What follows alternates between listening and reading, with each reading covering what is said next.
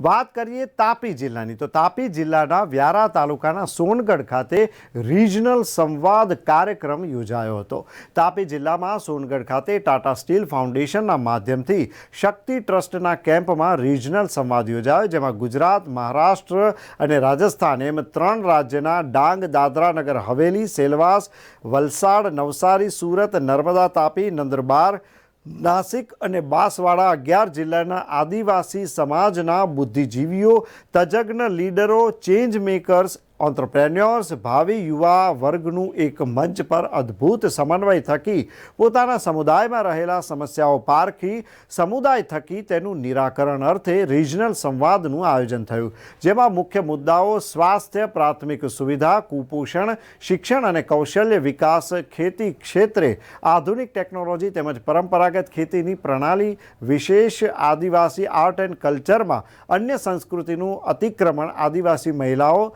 સહાય જૂથ થકી સ્વમાનભેર જીવન, આદિવાસીઓના હક અને અધિકાર, સમુદાયમાં માનવ તસ્કરી અને સ્થળાંતરના કાયદા અને સંવિધાન પર 13/3 ક પ્રમાણે રૂઢિગ્રસ્ત ગ્રામ સભા અને અનુસૂચિત 5 ઇંગ્લિશ લો સિસ્ટમ, નોન જ્યુડિશિયલ સિસ્ટમને સંદર્ભે વિશેષ જાગૃતિના મુદ્દાઓ પર સંવાદ યોજવામાં આવ્યો હતો। અંકિતા ટોપો મેનેજર અને આદિવાસી ઓળખ નેહા કુમારી મેનેજર, ટાટા સ્ટીલ ફાઉન્ડેશન શક્તિ ટ્રસ્ટના ટ્રસ્ટી ચેરમેન